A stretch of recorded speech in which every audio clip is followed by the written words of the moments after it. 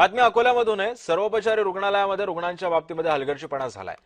चुकीच्या उपचारामुळे आपल्या एका तरुणीला हात धोक्यात घालावा लागलाय। सिटी स्कॅन पूर्वी योग्य जेलको न वापरल्यानं हात मशीनमध्ये अडकला। त्याचं झालं असं की अकोल्यातल्या सर्वोपचार रुग्णालयामध्ये उपचारादरम्यान एक हलगर्जीपणाची घटना समोर आली आहे। जेतवन नगरातील 25 वर्षीय नेहाला पोटदुखीचा त्रास सुरू झाला होता आणि या त्रासामुळे तिच्या पालकांनी तिला रुग्णालयामध्ये दाखल केलं। तपासणी दरम्यान नेहाचे सिटी स्कॅन करण्याचा सल्ला दिला, मात्र सिटी स्कॅन पूर्वी हाताला लावायच्या योग्य जेलको ऐवजी चुकीच्या पद्धतीने म्हणजेच निळ्या रंगाचं जेलको लावण्यात आलं। त्यामुळे सिटी स्कॅन मशीनमध्ये तिचा हात अडकून मुरगळला गेला।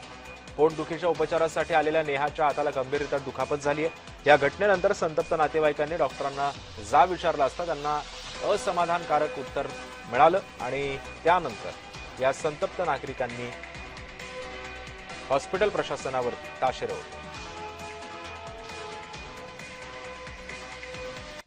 डॉक्टर म्हणे तुम्ही आता सोमवारी या म्हणे, ड्रेसिंग करून दिली आणि मला घरी पाठवलं।